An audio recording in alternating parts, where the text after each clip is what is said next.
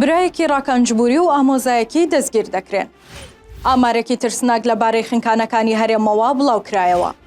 چەند بڕیارێکی گرنگ بۆ شۆفێرانی سنووری سلێمانی دەرچوو. سڵاوتان لێبێ سومەیەم لە تیوارەوە سێ هەواڵتان پێشکەشەکەم.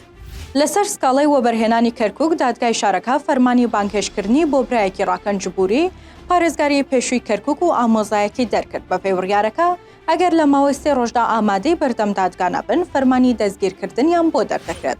نووسینگەی لێکۆڵینەوەی دادیەک لە دادگای لێکۆڵینەوەی کەرکووک لە داواکاریەکەیدا با ناونیشانی هێنانە پێش دادگای بۆ بنکەی پۆلیسی عەدالە لە شاری کەرکووک ناردووە و تێیدا داوا دەکات هەریەکە لە سەهمی سعید برای ڕاکەنجبووری و فەهمی عەبدوڵڵا محەممەد کە ئامۆزایەتی لە ماوەی 3 ڕۆژدا لە بەردەم دادگا ئامادە بن.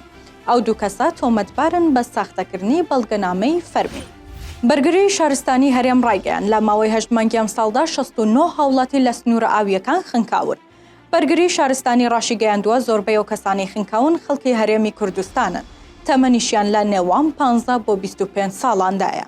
ئاماژەی بەوەش کردووە و کەسانی خنکاون لە تەمەنێکی دیاریکراون کە تەمەنی هەرزەکارین لە نێوان 15 بۆ 25 ساڵان کە ئەمەش خۆی لە خۆیدا تەمەنێکە گوێ بە مەترسیەکان و ڕێنماییەکان نادات. بۆ ئەم مەبەستە بەرگری شارستانی هەرێم بە بەردەوامی ڕێنمایی و مەترسیەکان دەخاتە ڕوو بۆ ئەوەی ڕێژەی قوربانیان کەمتر ببنەوە و ژیانی هاوڵاتیان و ئەو ناوچە گەشتیاریانە بپارێزن. هاتوچۆی سلێمانی چەند بڕیارێکی دەرکرد تایبەت بە وەستانی ئۆتۆمبیل لەسەر شەقامەکان و دەڵێت ئۆتۆمبیلی بارهەڵگر تا کاتژمێرنەوەی بەیانی قەدەغەیە بێنە ناو شار. یەکەم، هاتوچۆی بارهەڵگران لە دەروازەی عەربەت سلێمانی و هاتنە ناوەیان تا کاتژمێرنەوەی سەر لە بەیانی قەدەغەیە. دووهەم، بە هیچ شێوەیەک وەستانی ئۆتۆمبیل بە ستونی یان بە گۆشە لەسەر شۆستە و شەقامە سەرەکیەکان ڕێگە پێدراو نییە. وەک شەقامی بازنەی مەلیک مەحموود توی مەلیک، کانیبا، سیمەتری هەواری تازە و ئیبراهیم پاشا. سێهەم، وەستانی ئۆتۆمبیل بە هەموو شێوەیەک لە ناو فولکەکاندا قەدەغەیە. چوارەم، وەستانی ئۆتۆمبیل لەسەر شەقامی سەرەکی مەلیک مەحموود قەدەغەیە.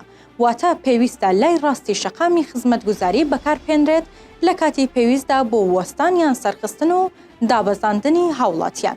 پێنجەم، وەستانی ئۆتۆمبیل بە دووڕێز بە هیچ شێوەیەک ڕێگە پێنادرێت.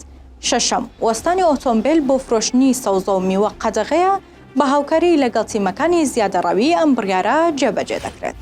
سێ هەواڵم پێشکەشکردن هەر شاد.